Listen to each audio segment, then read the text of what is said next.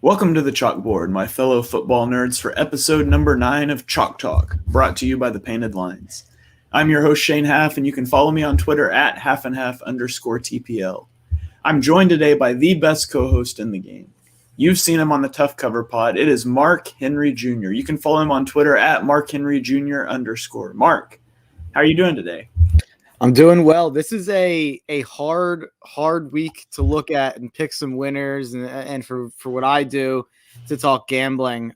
So there's going to be some interesting games to talk about. I'm interested to talk about week 2, and then obviously this Eagles game is a hard one to break down. So I'm interested to get into that.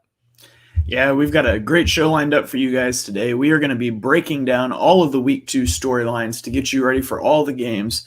No matter what game you're watching, you can impress everybody around by being the smartest guy in the room with the information we're about to drop on you in this podcast. But before we get to that, this podcast is live on Apple Podcasts, so please follow, rate, review. 5-star reviews go a long ways towards helping us out. And if you're watching live, be sure and drop a comment in the comment section for a chance to get your thoughts featured live on the podcast. So, Mark, let's dive right into the Eagles and 49ers matchup. This is the Eagles home opener at the Link.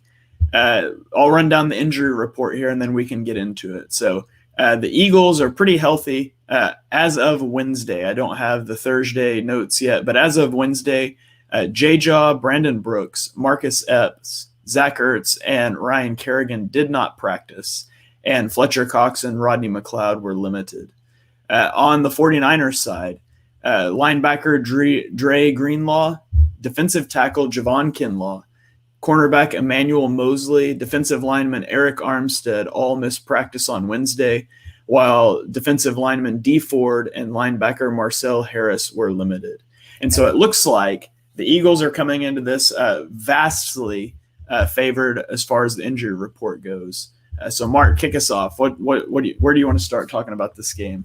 And that's not even mentioning Jason Verrett at cornerback, who they lost, I think, for the season, if not for a really long time, and Raheem Mostert, who they also lost for the season. So those are some pretty big losses on the injury report that aren't going to show up because they're gone for the season. So, and Dre Greenlaw, I don't know what his status is. I know he made a big play. I think he had a pick 6 last week. So he's a pretty good player. Javon Kinlaw was a first-round pick as well. So I'm not sure if those are just, not practicing maintenance or if those are questionable or kind of doubtful situations. Have you heard any news on Ertz and Epps? Are they both out, you think, or what do you think? I'm not sure on that. I kind of wanted to see the Thursday practice stuff, but I haven't seen it come out yet. I was surprised that Ertz. I didn't see anything that looked like Ertz got hurt on a play, and then they just kind of came back from a halftime, and they were like, "Yep, he's hurt." Yeah, I know he was in the medical tent at one point in time. It looks like right now on ESPN, Zach Ertz is officially listed as questionable for the game. So take that for what you will. Yeah, that'll be important. I mean, he had a couple plays last week where Hurts was looking his way. He had one where it probably should have been like a touchdown if Hurts either, threw a better ball, or if that's not Zach Ertz or Yak Ertz, maybe if it was someone a bit faster, it would have been a guaranteed touchdown probably. But Ertz kind of gave himself up and went down for the catch. But he was definitely a target, and I think that there was like 1 or 2 drives where it seemed like Hurts was specifically targeting the tight ends, whether that be Goddard or Ertz. So that was something I like to see because that was a question mark going into the season. But I think the Eagles, I think we know what we're kind of going to get in terms of where the targets are going to go, where the carries are going to go, what kind of defense we're going to be running. And obviously it's going to be different against San Francisco than Atlanta. But the big question marks are with San Francisco. I mean, like I said, those 2 big injuries with Verrett and Mostert open up some pretty big holes with some other people that are also injured that you mentioned on the injury report. So the thing with like running back, and this is more of a fantasy point, but kind of just a point in general about Shanahan that kind of bugs me a little bit. Everyone loves to say, "Oh, we got a comment here." Yeah, the Bald Eagle chimes in and says Epps was wearing his helmet at practice today, so that's good news. Especially with McLeod still questionable, Epps being able to play would definitely help out that safety depth a lot. And I mean, last week we were down to 2 safeties, so you don't want to find yourself in that situation again. For sure. But going back to my point about the 49ers running backs, everyone loves to say, you plug any running back into a Shanahan offense and they're going to be good. I mean, Elijah Mitchell stepped up last week. He had like 120 yards on whatever it was, 16, 17 carries. And so he's everyone's fantasy darling this week. He's everyone's, that's Shanahan's going to turn this guy into an all-pro. And everyone likes to say, like I said, any running back can step in and be good. What if they use an actually good running back? What if they use like a great running back like Trey Sermon has the potential to be, in my opinion, who was a healthy scratch in week 1? And also Kyle Shanahan, he did not play Brandon Ayuk like at all. I think he played 20 snaps. He got no targets. And I think you read it on the first show that we talked about this week on the review of that game, where no one else in that offense was getting targets or catches anyway. So it seemed like they could have used Ayuk out there. Just a lot of weird stuff going on with, I think, the Verrett injury, the Mostert injury, the question marks around Sermon and Ayuk. I think a lot of that and how 49ers respond to that, if they play Ayuk and Sermon or if they keep playing guys that probably shouldn't be playing, I think that'll be a big factor in this week's game. Yeah, so let's zero in on the Eagles offense versus the 49ers defense to start out here. And I think one of the biggest things you have to watch is the Eagles wide receivers. The Eagles wide receivers, it's a very fast group, a lot of explosive ability versus a secondary that's really depleted for the 49ers. As we mentioned, Jason Verrett is out for the season. I looked up from the Lions game. The Lions' yards per play went from 4.9 to 6.8 after Verrett's injury. So he's out. Their CB2 is Emmanuel Mosley, who didn't play week 1. He hasn't practiced yet this week. Kyle Shanahan said in a presser that he's holding out hope that he'll be available for Sunday. As we all know, Howie Roseman infamously said hope is not a strategy when it comes to injuries. But whether Mosley plays or not, this is a very, very depleted and inexperienced secondary going against some potentially explosive receivers. And so that's the first thing to me that really stands out. The Eagles receivers are going to have to be able to make some plays down the field against this depleted secondary. Yeah, I mean, we saw a lot of it last week. They weren't trying to go down the field very often. They were trying to create space in the backfield with screens and bubbles to Rager and Quez. And obviously they took a couple shots down the field, and obviously Devonta on the kind of the pick play. That's a little bit of a shot down the field. But so I think that Devonta's going to eat. I think we know that going in. He's going to I can't see him having a worse game than he had last week, which is funny to say about a rookie receiver, but I think he's going to be right around that, 6 catches, 100 yards area, maybe 80 yards. Maybe he doesn't get a touchdown, but I think his target share will be the same, if not increase, because the target share wasn't quite as dominant. He was the leading target getter as I expected, but he was just very efficient with his targets. So why would you not involve him even more? So I think that's something I'm looking for, but obviously I think one of Quez or Rager has to step up and make plays. And I said that for week 1, they both did. And that was huge for the team. So I think that's going to be something important going forward. And then Goddard obviously is going to be a target in the red zone. He's going to be someone that we look to on third down. And I think that Hurts and Goddard have shown pretty good chemistry and on a big play to get them down the field. I look at how they looked in the 2-minute drill. I think that's kind of improvisational. That's on the fly. That's going to, plays that you've practiced. And he went to Goddard a couple times on that 2-minute drill. The one to get down to the 2-yard line and then the one to score. I think that's huge that he was looking to Goddard like that. So I think it's going to be interesting to see how Hurts spreads the ball around and if it's kind of as evenly distributed as it was last week. Something we talked about was it seemed like they had almost like you do in Madden. Maybe Nick Sirianni's playing Madden. They had drive objectives like get this guy the ball a couple times, get this guy the ball a couple times, run the ball up the middle a couple times. Like it seemed like they had certain things that they either picked up throughout the game and wanted to implement on the next drive, or I thought that was something that they could implement going forward for sure.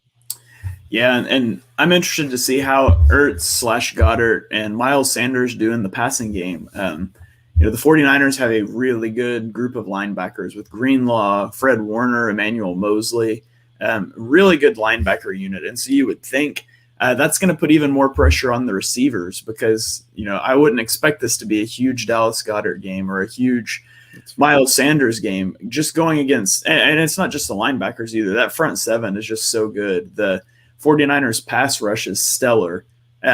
But you're up against injuries. 2 of their starters didn't practice Wednesday. 1 was limited. So that could swing wildly, if they play or not, and if they're healthy, even if they do play. And so the Eagles have to be able to protect Jalen Hurts, and I think they've got to be able to attack downfield for this to be a good offensive performance. Yeah, I think that they're going to have to use Devonta, Quez, and Rager, and they're going to have to at least make like 1 or 2 big chunk plays beyond 20, 25 yards. So to really open up the offense for the running game and to open up the offense for, a big thing it seems kind of simple, but when you run, I'm not saying 4 verts, but this is just like, again, a Madden principle or just a college football principle. Mike Leach talks about this all the time when he has a running quarterback. If you send guys down the field, that takes the amount of guys who can tackle your quarterback away. That means Jalen Hurts can maybe open up for a 20 to 30 yard run if you send 3 guys 20 or 30 yards down the field in the opposite direction. So there's a lot of things you can do when you start opening up the field and take the top off the defense and sending guys down the field. It doesn't just mean that you need to get a 50-yard play and a chunk play, because it opens up things underneath as well. Yeah. So to me, if I'm Nick Sirianni, I'm putting the game plan together here. Point 1 is I want to attack vertically. The linebackers are simply too good to attack that short to intermediate middle area of the field. So I want to try to take them out of the game by attacking vertically, attacking the sidelines, get the RPO game going. Read option. The read option, we leave Bosa unblocked and make him pick between Miles Sanders and Jalen Hurts, and then just make him wrong. Hand it off, keep it. That RPO game, you just read your linebacker. See, is he playing the run? Throw it right behind him. Does he stay back? That gives us an advantage in the rushing game without having to block a guy. So that's the first thing I want to do. And then I really want to, I've got to keep Jalen Hurts clean. And I don't know if I trust Jordan Mailata just to do that against Joey Bosa. So, I'm going to design some bootlegs, chip on Bosa, keep a back end to help block, especially on that left side of the line. We saw some monster blitz pickups from Kenny Gainwell and from both Miles Sanders and Kenny Gainwell on last Sunday. So really have them back kind of keying on that left side of the line. And then let's use some play action. Let's freeze those linebackers. Anything that we can do just to muddy that up to keep that defense from just pinning their ears back and attacking. I think those are going to be good things for the Eagles on Sunday. Yeah, Baldinger, I know, was pointing out a lot of the similarities between Sirianni's offense and Chip Kelly's offense, actually, with the RPOs and the read options, and I thought that was interesting.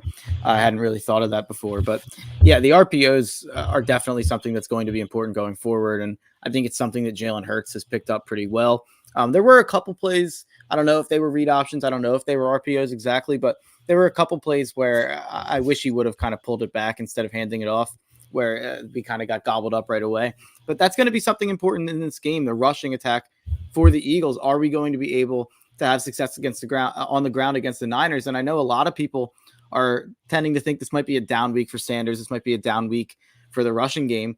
But DeAndre Swift, I know that it was a kind of a different game script, but not just in terms of producing as a pass catching running back. DeAndre Swift was able to run well against the San Francisco 49ers last week in a game where they were getting blown out. I know it's kind of hard to evaluate, but that kind of makes the 49ers hard to evaluate in general for me. That blowout, obviously they looked so strong in the first half, and then the second half gave up so many yards. And part of that, like you mentioned, is losing Verrett in the passing game, but they were also not great in the running game in the first half or the second half. DeAndre Swift was able to do whatever he wanted. So that's kind of giving me hope that we can make it happen on the ground this week again too. Yeah, absolutely. Well, let's flip it over to the Eagles defense against the 49ers offense. What are some of the key things you're looking for from the Eagles defense this week? It's going to be interesting, but how about we just use whatever we used against Kyle Pitts on George Kittle, because that seemed to work. A lot of the strategies they use on Kyle Pitts seem to take Kyle Pitts out of the game, and I know a lot of that could be Matt Ryan. But I think you can do similar things against Jimmy G. I don't think Jimmy G is a perfect quarterback. He's not.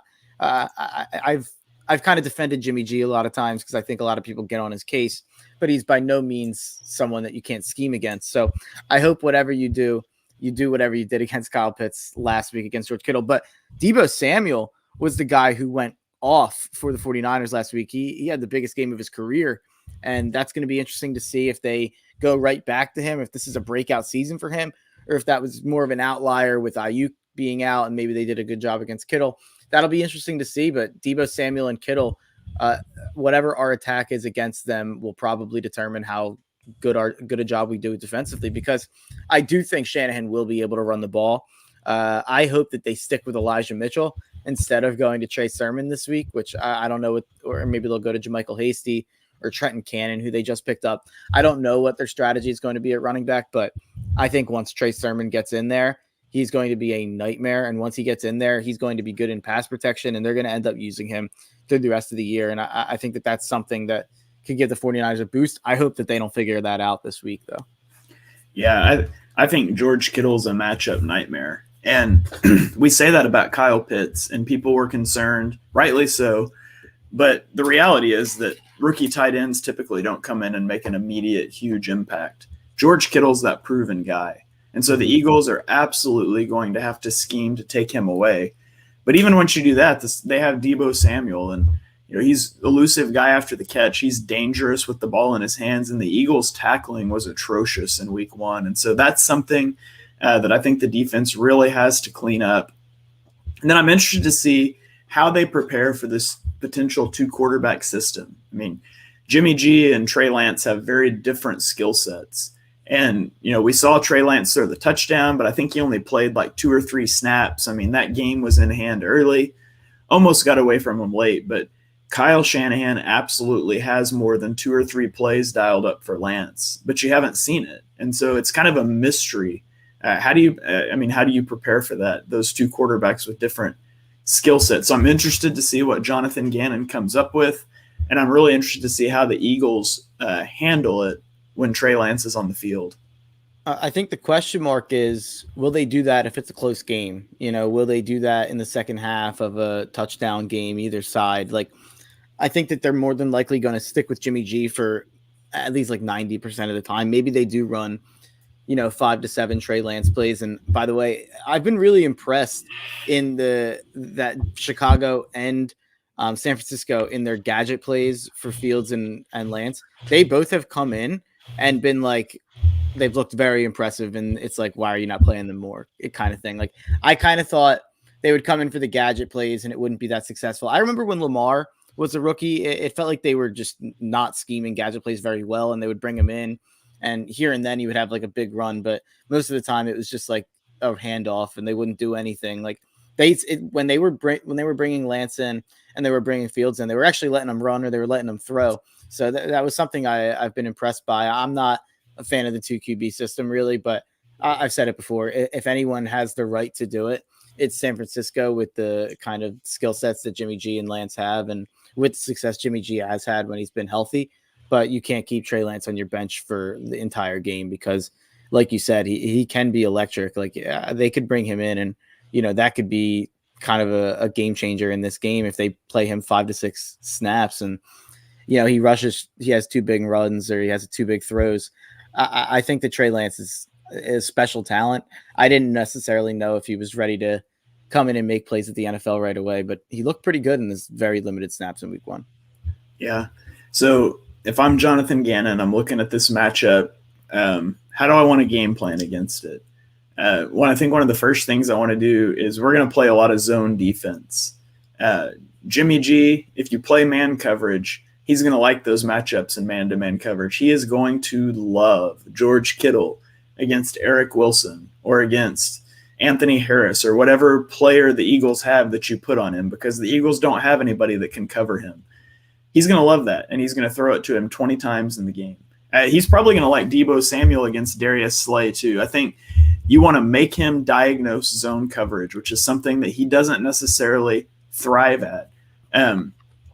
He's really good when he knows what he's looking at, and he struggles when things get muddy. So I anticipate the Eagles coming out in a lot of split field safety looks and then spinning to single high post snap, just trying to muddy the waters up for Jimmy G and disguise what they're throwing at him.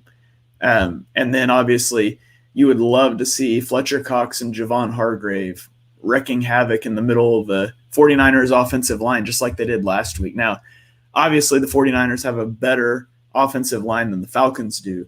But any type of pressure they can put up the middle on Jimmy G to move him off of his spots, make him uncomfortable, I think is a huge win for the defense.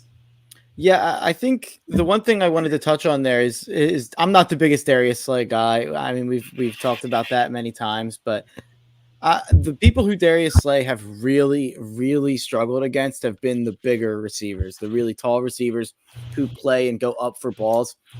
Deebo Samuel's a fast guy. He's a gadget guy. He's someone who's dangerous for sure.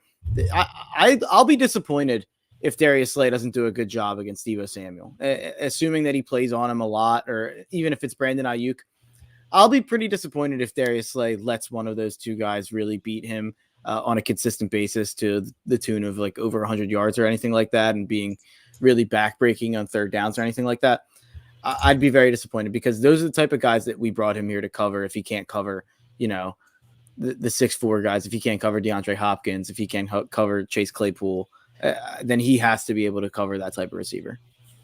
Yeah, absolutely. So the Eagles, I think, are 3-point underdogs in this game in the home opener. I personally went in and I dropped money on the Eagles money line. Not something that I would have anticipated doing early in the week, but as the 49ers injury report sort of spiraled out of control, I really do like the Eagles to take this game at home. What say you? Yeah, I ended up getting this at +4 earlier on this week. It has kind of bounced around between 3 and 5 points based on where it opened. So I got it at +4. I also took the money line, and I also like team total over 22.5. I don't think this team's scoring under 22.5 points. I like the way the offense looked almost in every capacity last week. And like I said, the main concern is the rushing attack, and the way that Detroit was able to run the ball gives me some hope. And like you said, the injuries really cloud my opinion of the 49ers here, with Verrett and Mostert going out, with all those guys you mentioned on the injury report. And then also the stuff I mentioned with Ayuk and Sermon, that there's just a lot of weird stuff going on in San Francisco right now, including the quarterback situation. I don't know. I just feel like there's too much in the air in San Francisco. Maybe Kyle Shanahan's being a little too cute a little bit with some of the things he's doing. I think it could bite him this week if they don't take the Eagles seriously. Yeah, I agree with that. And so I feel pretty good about the game. Ultimately, it's going to come down to those injuries and to if the Eagles can block that 49ers pass rush. So let's throw it around the NFL. Tonight, you got used to watching a good Thursday night game last week with the Cowboys and the Buccaneers. Well, don't get used to it, because tonight is an absolutely terrible game featuring the New York Giants traveling to Washington to take on the football team. What are your thoughts on this one? Oh, I'm pumped up for this one. This is a big game for me. We were going to do this podcast tonight, and I wanted to push it up so I could watch my guy, Taylor Heineke. He's going to light it up tonight. I'm all over the Washington football team. I have Washington football team -2.5. I have their money line in a couple of parlays that I tweeted out if you want to go check out my Twitter. And then I also have Washington football team total over 21.5. I like Heineke over 19.5 rush yards, but this is mainly just a bet on Chase Young and Montez Sweat, aka Young and Sweaty, their team nickname. I think they're going to get after Daniel Jones, who has not been able to hold on to the football for his whole career. He's got 30 fumbles.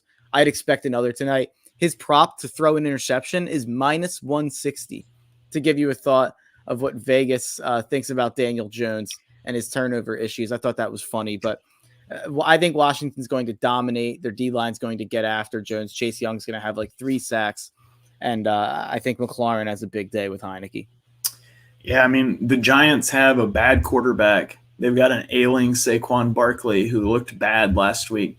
They've got a terrible offensive line, and they're shuffling that around. Now Billy Price is going to start at center tonight. I just don't see how they move the ball against this Washington defense. And, Washington has Heineke starting.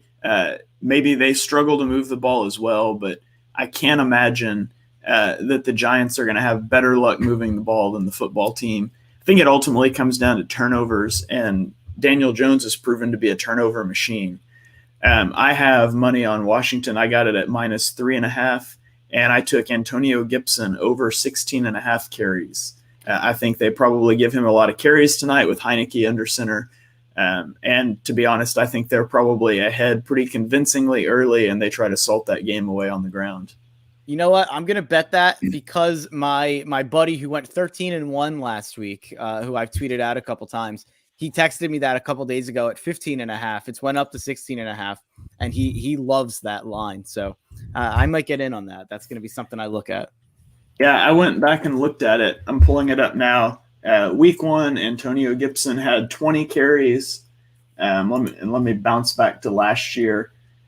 He had 19 carries in week 17, 10 in week 16. And then he had some games where he was hurt. But then week 11 and 10, he was also over 16. So that's pretty usual for his workload. I wonder if they'll get him some more with Heineke under center. And again, I kind of expect them to put this game away early. Yep, I like that. All right, let's move on to Cincinnati Bengals traveling to Chicago to take on the Bears.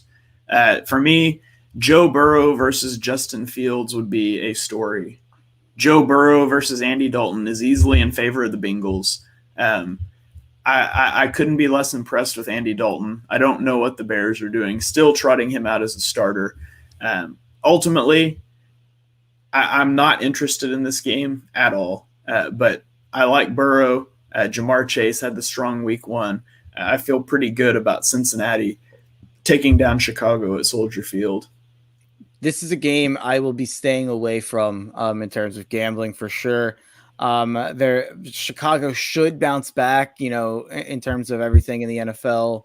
You get the Sunday night road game. You come home against a team that had a surprising week 1 win. It's tough to pick the Bears. I really do think if they get down early in this game, they will go to Justin Fields. It seemed like they were using him a bit more throughout that game last week. So that'll be interesting. That'll be something that's interesting to watch. This is Andy Dalton's return game to Cincinnati. So I think they're in Chicago though. So revenge game against Cincinnati, I should say. If he's ever going to play well, this is the time, Andy. So I'll go Bears. I don't believe in it at all, but they're the favorites somehow. They're a 2.5-point favorite, which is crazy. Yeah, I didn't touch the line on the game at all, but I'm feeling pretty good about Cincinnati. So on to a game that I definitely already know who is going to win. We've got the Houston Texans traveling to Cleveland to take on the Browns. The Browns gave the Chiefs everything they could handle in week 1, and now they face a Texans team that they won in week 1, but they're just a bad team. And I don't see any possible way that anyone in good faith could pick the Texans to win this game. So I've got the Browns coming out with a pretty big victory in week 2. Yeah, the Browns are going to put it on them. I don't have much to say here. They're gonna get up early and they're gonna run the ball down their throat, in my opinion. This could be like a 45-10 win, in my opinion. So I think this is going to be a beatdown for Cleveland. It's telling what the Browns think about this game that in week 1, Odell Beckham Jr. was on the field warming up, trying to play, and they've already said he's not playing week 2. So they're like, yeah, we tried to get on the field a week ago to play the Chiefs, but this is the Texans. We're not even going to try to play him. So that tells you about everything you need to know about this game. It's a smart decision, too, in my opinion. Yeah, absolutely. All right, moving on, we've got the Los Angeles Rams traveling to Indianapolis to take on the Colts. What do you got on this one, Mark? This is a game I will be touching. I have the Rams -3.5 and -4. I took it at 2 different times, and I have their money line and some parlays. I love the Rams here, and it seems like Vegas is just giving the Colts a ton of credit for the team that they've had the last couple of years, maybe, and a team they had last year especially. I don't know if that team's the same. That O-line is not good. Their receivers are not good. Carson Wentz is not good. So I'm going all over the Rams here. I don't see how the Colts win this game personally. They've kind of become the public pick. I've seen a lot of people like the Colts this week, and that's why the line has went from, I believe, 4.5 down to 3.5. But yeah, I like the Rams a lot to win that game. Yeah, Carson Wentz was sacked 3 times in week 1. He was hit 10 more times. Now he plays against Aaron Donald. And I mean, you've seen online the Colts beat talking about how it's the offensive line, and it just feels like the same song and dance that happened in Philadelphia. Now, their line wasn't good, but their line's not going to be any better this week. The receivers aren't going to be any better this week.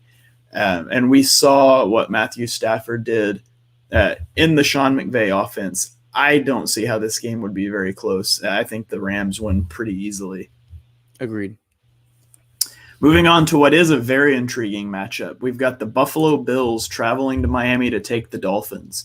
This becomes a really interesting divisional matchup after the Bills' Week 1 upset at the hands of the Steelers. Miami's coming into this game 1-0 after they edged out the Patriots. I'm curious what your thoughts are on this one. Yeah, this is a game I won't be betting because this is a tough decision here. I think Miami kind of stole one in Week 1. Maybe they didn't even deserve to win. They didn't play well enough to win, but they made it happen. And that's going to be a huge win in this division.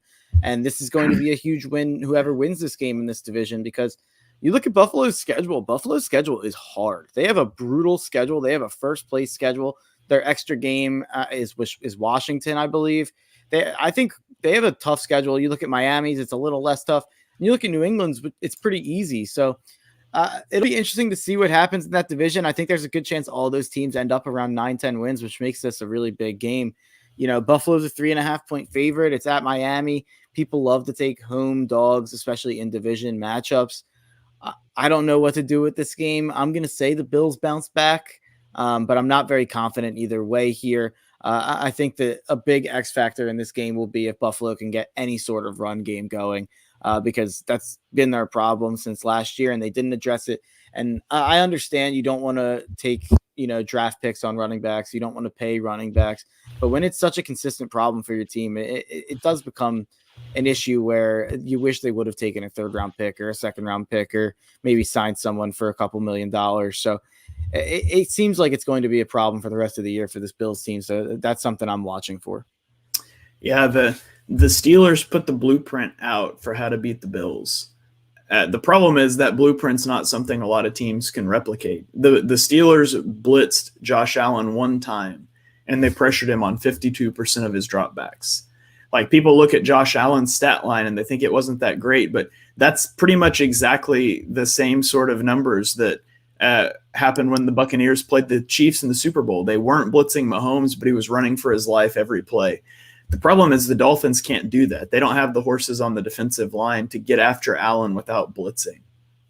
Buffalo really likes to send 5 guys out on routes. Miami typically likes to send 6 guys after the quarterback on that and play cover 0 behind it. The problem is you can't do that against Josh Allen. He will light you up. And so I think the Miami defense is good. I think that the Bills' offense is good, and I think they're going to show that this week. I'm interested to see that tug of war, but ultimately I think the Bills come out of this game with the win. Yeah, we agree there. That's a tough one, though. That'll be a fun game to watch. Yeah. So moving on, we've got the New England Patriots traveling to the New York Jets. This is a battle of rookie quarterbacks, Zach Wilson versus Mac Jones, and Mac Jones looked better in Week 1. He's got the better supporting cast. He's got the better coach. I feel pretty good about New England walking away with the win this week. What about you? Yeah, I love New England this week. I got it at -4.5. I believe it's up to -6. I'm trying to find. New England is 25-6 against starting rookie quarterbacks under Bill Belichick in those 31 games. Those rookies have completed 24% of passes with 25 touchdowns and 43 interceptions. If the Carolina Panthers were making Zach Wilson run for his life last week, and they were only able to put up like 14 points, and really that was with a garbage time touchdown at the very end, I think the Patriots defense is going to make him look even worse. So hopefully he doesn't say he's seeing ghosts on the sideline like his predecessor did. So the next game, we've got the Las Vegas Raiders traveling to Pittsburgh to take on the Steelers. And so the Raiders come off of that crazy overtime win on Monday Night Football that we didn't actually talk about because we recorded our review show during the first half when it didn't even look like a good game. But just a crazy game. The Raiders get the ball in overtime, drive down, think they score the game-winning touchdown in overtime, rush the field. It's reviewed and put down at like the 1 foot line. And then a failed QB sneak and a false start later, an interception, gives the ball back to the Ravens, who proceed to fumble the ball. And it was just this crazy series of events. And then the Raiders like, hey, let's just kick the field goal before anything else crazy happens. And they take a delay of game trying to get lined up. It's like, okay, let's go get our yards back. And then I don't know what the Ravens were doing, but just nobody covers anyone. And it's like in Madden when you call engage 8 and run commit because you think your opponent's going to fullback dive or something. And just the easiest walk-off touchdown pass ever. So crazy overtime win on Monday Night Football. But now the Raiders have to travel cross country on a short week, which typically doesn't go well. But what I can assure you will not go well, the matchup that goes directly to the front of my mind when I think about this game is TJ Watt against Alex Leatherwood. I don't see how that ends well for the Raiders. I kind of see Derek Carr on the run for his life a lot in this game.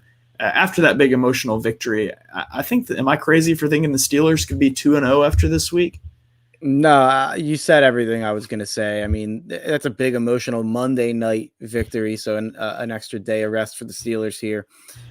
So yeah, that was a miracle win kind of for the Raiders. A lot of things had to go right, not just in overtime, but then in regulation as well, for that to happen.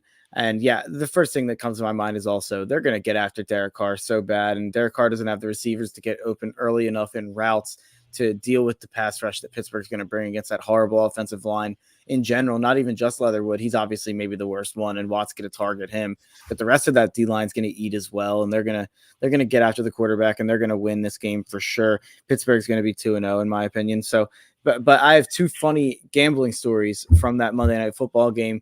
I had Raiders money line, which I took at halftime at plus 250. And I had Derek Carr over 1.5 pass touchdowns, who didn't throw one until the end of the fourth quarter. And then in overtime, we obviously think that he throws that pass touchdown in overtime. So I'm like going nuts. I cashed both. That's 2 pass touchdowns and the Raiders money line. They bring it back. And then like, obviously what happens, they throw a pick and I'm going, oh my God, I'm going to lose both bets now after celebrating cashing both. Eventually it ended up working out where I somehow the field goal, them not taking a field goal ended up being really good for me because I ended up getting a pass touchdown. So I texted in my gambling group chat about it, like complaining after the interception and upset about the review. And my buddy lost $12,000, or I should say, lost the chance at hitting a $12,000 parlay because he had all these player props in the Monday night game with Raiders money line, with the over, and with whatever to score, and with Brian Edwards to score, who's the guy who caught it and reached out and didn't quite get in, and they thought he got in. So he celebrated like he won $12,000, and it turned into he lost $50 or whatever it is. Insane. I thought I had a bad beat for a second. I texted that in, and he made me feel like an idiot real quick. Yeah, that I don't think I could emotionally deal with that. Yeah, that's why I bet like $1 and $2. I couldn't handle it. No, that's madness. Yeah, that's crazy. All right, and if you are watching here live on Facebook, Twitter, or YouTube, be sure and drop us a comment. We'd love to feature some of your thoughts on the show as well. But let's keep this show rolling. We've got the New Orleans Saints, fresh off of a huge win over the Green Bay Packers that not a lot of people saw coming. They travel to Carolina to take on the Panthers. What do you have in this one, Mark? I think the Saints win this game, and it's not really about how impressed I was with the Saints, or, I don't think I'm overreacting to the Saints blowout. I really was not impressed with Carolina. I feel like I've seen a lot of buzz about Darnold. I've seen a lot of buzz about Carolina in general after that week 1 win against the Jets.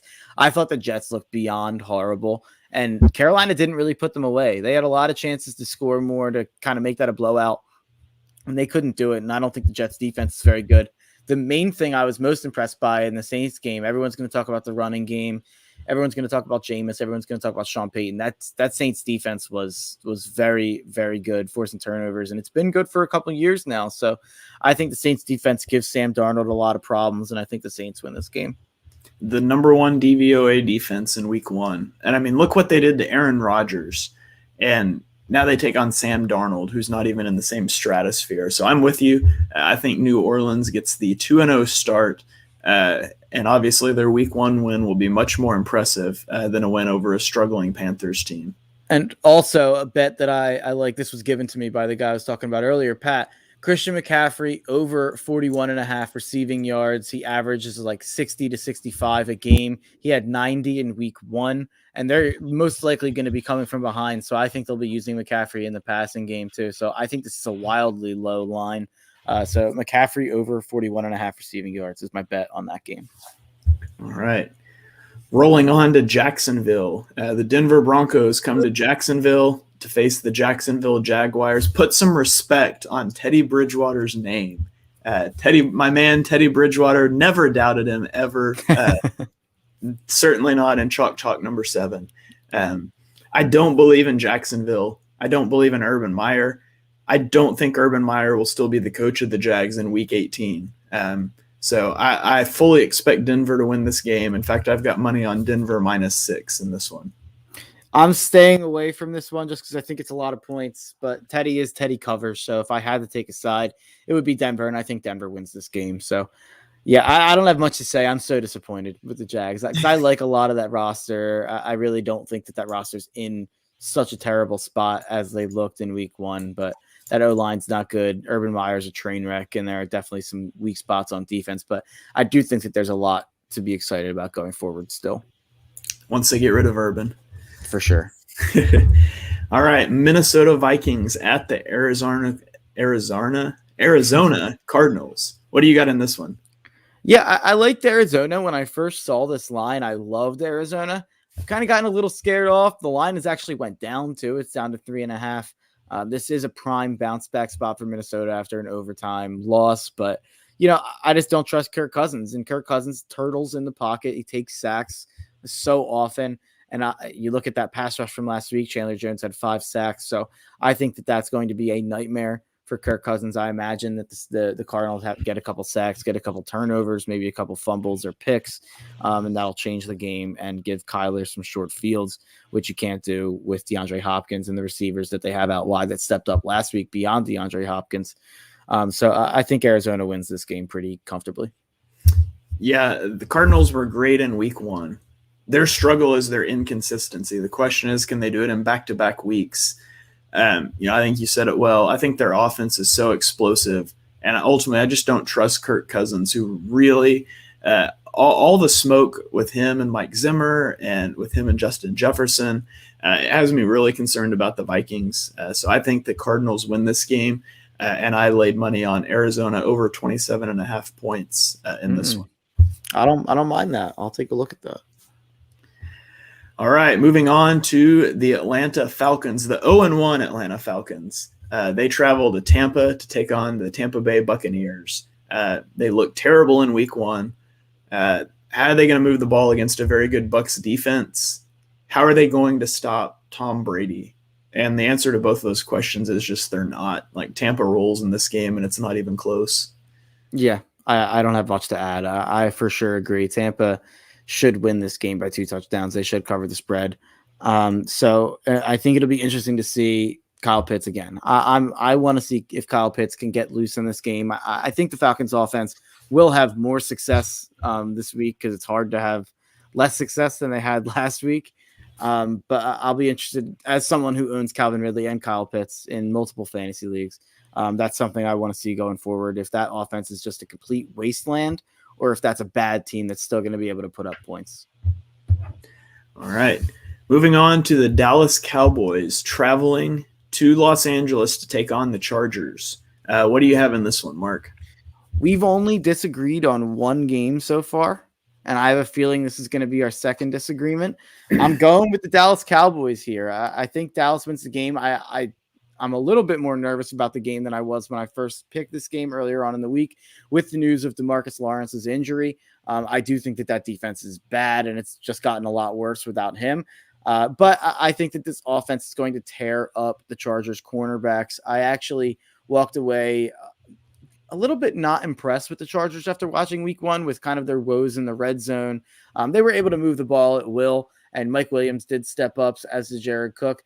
The running game was a lot worse than I expected from the Chargers. That was something I was a little disappointed by, and they just made a lot of mistakes. I wasn't very impressed with Brandon Staley's coaching debut, really.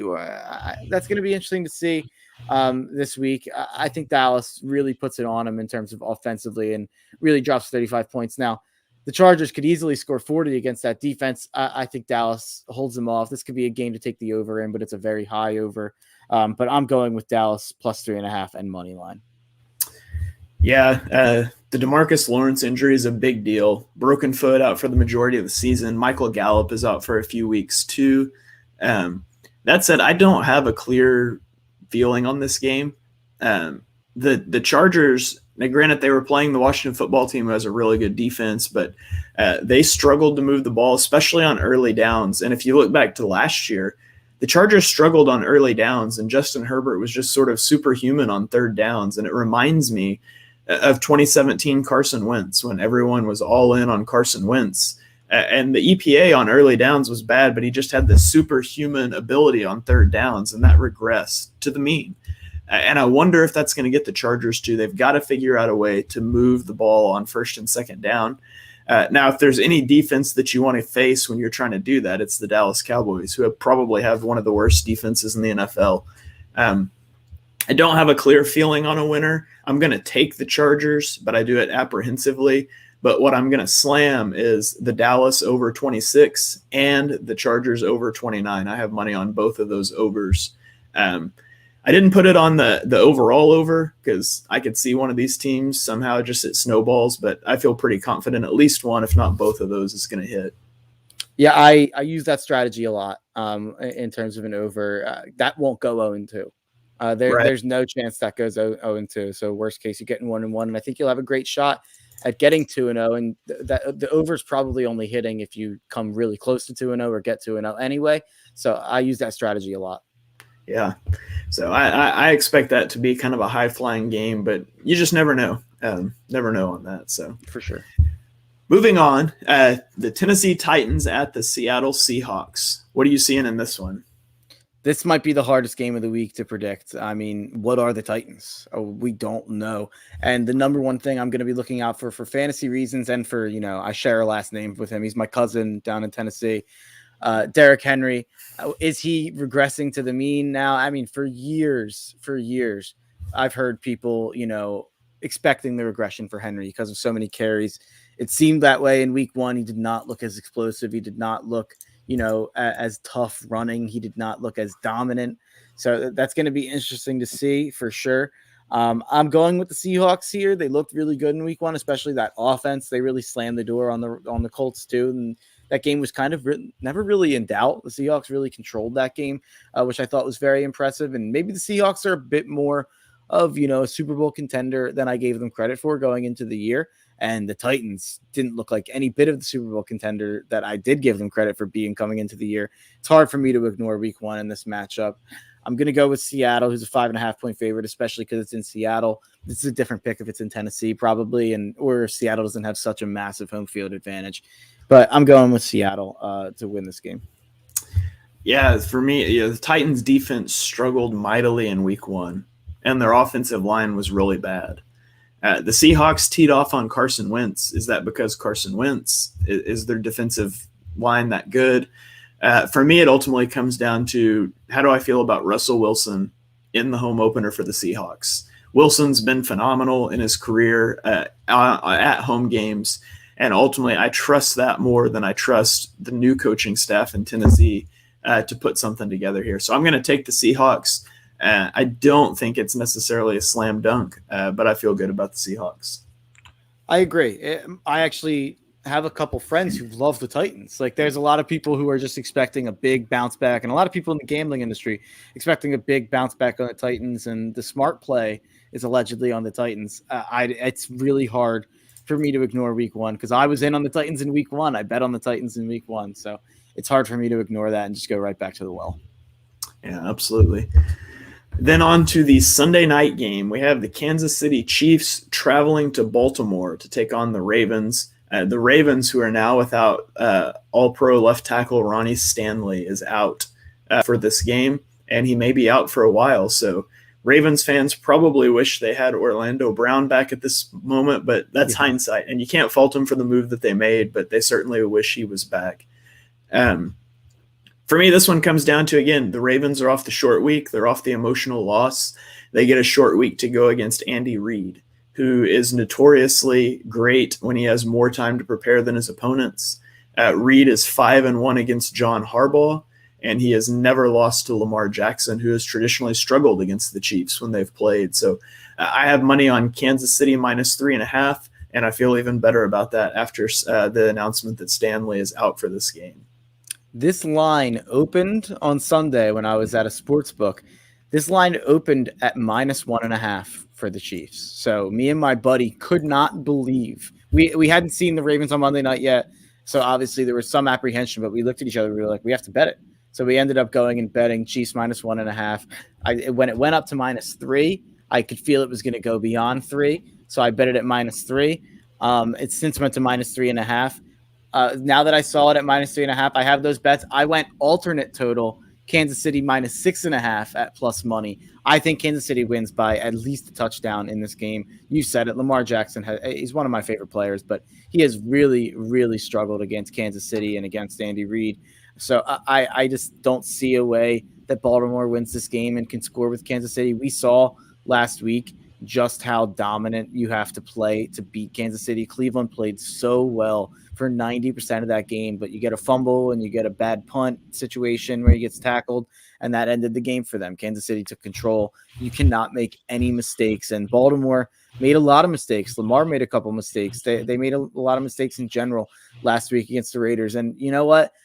This is the Ravens' fault. I have a bad feeling about this Ravens season right now. I don't know if it's an overreaction to week 1 or those injuries, but I have you look at that schedule, obviously it looks like they're going to start 0-2 here. It's going to I have a feeling this could snowball. I have a feeling this could turn into ugly discourse about Lamar Jackson. And I'm not here for that as someone who thinks Lamar Jackson is a top 5 to 7 quarterback. Who is the best? This is a question for you. And I know you're kind of similar mind here. Who is the best receiver Lamar Jackson has ever played with? Mark Andrews, does he count? No, you can't use Andrews. Yeah, use a receiver. Then I don't know. I mean, like Willie Snead, the course of Des Bryant. Like did he overlap with Torrey Smith? No, Smith was gone. No, he was gone by then. Yeah, it is bad, the receivers that they've given this guy, and everyone just blames Lamar at every turn. And I even saw a lot of Lamar blame for the fumbles and stuff in general. He was the only reason they were in that game and winning that game on Monday night. And I just don't think Lamar gets enough respect. And I have a feeling it's going to be an ugly year with a lot of ugly discourse around Lamar Jackson. And I mean, they go get Rashad Bateman, who then gets hurt. And so, ultimately, I think this season could go south for the Ravens if they're not careful. I don't think it's an indictment of Lamar. I don't think it's an indictment of Harbaugh, of anybody, other than the fact that, as Eagles fans, you can certainly attest to this, that some years the injury gods just don't look favorably on you. And I don't know what you're supposed to do when you're a running team and your top 2 running backs and your left tackle and your rookie receiver all get hurt before the season even starts. I mean, how do you start to bounce back from that? And it doesn't say any. I mean, obviously, if Lamar just crumbles down the stretch like Carson Wentz did last year, that says something about him. But if Lamar continues to battle like he did on Monday night and the Ravens just continue to come up short, hamstrung by injuries, that really doesn't do much in that evaluation process for me. And I agree that they are getting unlucky with injuries for sure, and that's definitely a huge part of it.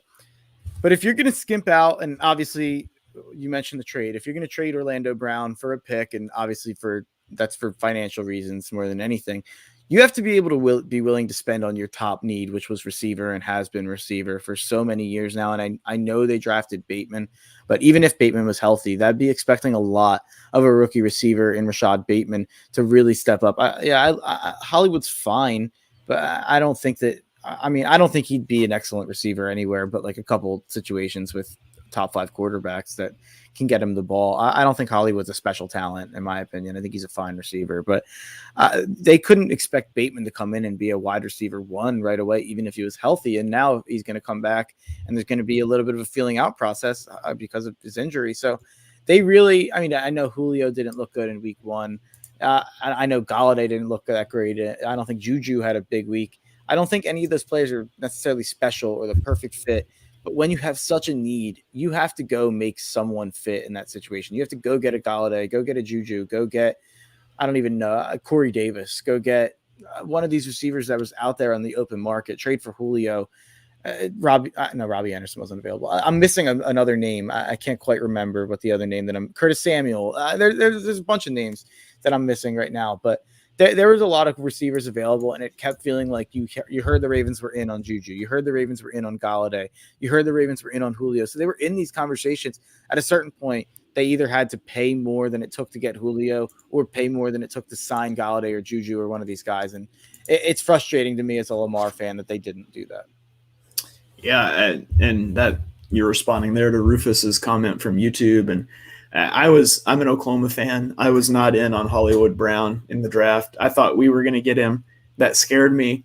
I wish we would have got him instead of Andre Dillard, of course, because Dillard was obviously a bust. But yeah, I mean, it hasn't worked out, and I agree with you. They need to prioritize putting a playmaker on him, particularly before his extensions kick in, and it becomes prohibitive to put that kind of talent around him.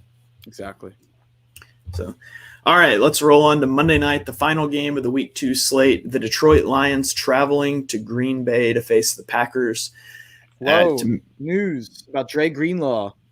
All right. 49ers Dre Greenlaw plans to have surgery either today or tomorrow. He's out 6 to 8 weeks after this core muscle procedure. So that's a pretty big loss for that 49ers defense. Yeah, the injury bug continues to hit the 49ers. It feels like they've had a run every year. Last year into this year where they've just been battered by injuries. And so obviously that makes a big impact on the Eagles. Makes me feel better about the Eagles pick, knowing that one of those linebackers is going to be out. Potentially opens the door up for a better running game as well. Mm-hmm. All right, Detroit, Green Bay, Monday Night Football. I think the Packers bounce back against a really bad Lions team with an awful secondary. Their top corner is out now for the season. Tore his Achilles. What's the guy's name? Okudah. Okudah, yeah. Jeffrey Okudah out for the year. Number 4 overall pick from 2 years ago. Had a bad rookie season. Number 3. Was he number 3? Yeah, he was 3, which was crazy. Has a bad rookie season in the Matt Patricia defense, and then obviously wants to have that second year leap and tears his Achilles, so that's terrible for him. But I can't see the Packers dropping a divisional game like this, especially after getting embarrassed week 1. I think the Packers cakewalk through this one. Yeah, I don't even plan on watching this game. Kind of like this is a game that's going to be in the background for me. Like I don't really have any fan. I guess I have Aaron Jones in fantasy, but yeah, I can't imagine caring too much about this game. I'm not going to bet on Green Bay to cover the spread because I can't bet on a team that looked that bad last week to cover a double-digit spread. It just goes. I'm not a big double-digit spread guy in general. It takes a lot of confidence for me to bet on one, but the Packers should absolutely win this game and should absolutely pour it on offensively and score a ton of points against just a terrible Lions defense. Now, can the Lions score and hang with them? They did with San Fran. They somehow covered that game. I was at a sports book with people that had 49ers minus 8.5 who could not believe that they ended up not covering with the Lions losing by 8. So, could the Lions keep this close and could Goff make some stuff happen? I don't know. I think it'll be more like the first half for Jared Goff. But the Packers defense was obviously not very impressive in week 1. So it's up in the air, but Packers should win this game. Yeah, I'm with you. Well, that's going to about wrap it up here for our week 2 preview show. We will be back early next week to round up all the week 2 games. But before we get out of here, Mark, do you have any final thoughts for us? I have a final thought about a college football game that I want to talk about, but real quick, just to, summarize our picks. We only went different on, I believe 2 picks here, which is I picked the Bears, Shane picked the Bengals, and I picked the Cowboys and Shane picked the Chargers. So I believe we're 1-1 so far on games we've disagreed with. It's kind of funny that we've only had 2 games we disagree with in the 2 weeks. Last week we went 11-5. We both went 11-5. So hopefully we can do that again.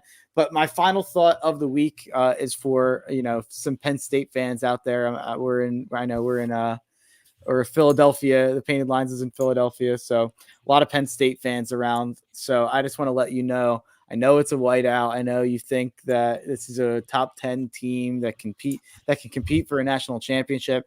You're making fun of Bo Picks, all the jokes about Auburn. I wouldn't be making those jokes with Sean Clifford as my quarterback. Auburn is going into Happy Valley on Saturday night and winning that game. Take them +6, take them money line. Everyone keeps yelling at me about the whiteout. The Penn State is 8-8 in whiteout games all time, and they're 5-6 in the last 11 whiteout games. I know that they usually play good teams. They usually play teams that are better than Auburn. I don't get the Penn State optimism. They weren't as good as people think they were against Wisconsin. I love Auburn in that game. So that's my final thought. Mark using his final thought to take some shots at Eagles fans everywhere. I like it. For my final thought, I want to address a growing sentiment I've seen on Twitter that was capped off with an article that was tweeted out by Philly Sports Nation. The title of the article was Howie Roseman's Doubters Were Wrong, talking about all the great draft picks and young talent that's on the Eagles team. And I would just like to remind everyone that the Eagles are in a terrible cap situation this year because of Howie Roseman. The Eagles, despite all of the young players that they are starting, have a middle-of-the-road roster in terms of age because of Howie Roseman. The Eagles are tied to aging veteran guys who are regressing like Darius Slay and Zach Ertz for the foreseeable future because of Howie Roseman. Even the guys that the article used, Miles Sanders, Quez Watkins, Jalen Reagor as proof. Jalen Reagor still has not had a 60-yard receiving game in his career. He was under 50 yards against the Falcons, and the majority came on a screen pass. Quez Watkins had 3 receptions on the first 3 plays of the game and disappeared. So why don't you pump the brakes, all of you people who wanted Howie Roseman fired last year? Just pump the brakes for a second. And before you flip course, let's see how week 2 goes against the 49ers. It's funny you say this because I was on another podcast this week. Everything's fine if everyone wants to go check it out, where the host of that podcast has kind of went the other way, and he's like all Howied up, and he thinks Howie can be executive of the year if we win the division and all this stuff. So I'm not as far to the negative as you are on Howie, but I'm also nowhere near as far to the positive as he is or that article. I think that I'd like to say that with Howie, I'm one of the more objective people in Philadelphia. I think I'm right in the middle where I see, I see some of the good in Howie. He was a big part of building the only Super Bowl roster I've ever seen. So it is really hard for me to completely kill him. Now, there are picks that I'll completely kill him on, and I still include to your point, I still include Reagor in that category personally. So J. Jaw, Reagor, I mean, there's plenty of picks and plenty of decisions and plenty of contracts like Jake Elliott. And many others that I have many questions on. But I will say that 2018 draft class does look pretty good. That tweet's been going around. That 2018 draft class does look pretty good. Howie seems like he's gotten some good values and maybe missed at the top. But he's not perfect and he's not terrible. I think he's probably an average GM. And I think if we really went in depth and looked at more of the average to below average GMs, I think we could probably build a similar case as to why they suck as we could with Howie. I don't know if that's fair, but it seems like, he's not a great GM. He's not perfect, but it seems like being a GM in the NFL may be harder than in any other sport, not to excuse Howie. Yeah. One of the boom gotcha points was like, he took Quez Watkins with the 200th overall pick. And I'm like, Quez Watkins has 129 career receiving yards. Yeah. He is far from proven. I hope he proves himself this year, but for sure, I guess we'll wait and see what happens. So that's going to wrap it up. Thank you for joining us for episode number 9 of Chalk Talk. If you enjoy what you heard on the show today, and we know that you do, be sure you smash that subscribe button so you don't miss the next episode. Drop us a 5-star review on Apple Podcasts. You can follow us on Twitter. I'm at @halfandhalf_TPL. Mark is at @MarkHenryJr_. So from me, from Mark, from the Painted Lines, we'll see you guys next time.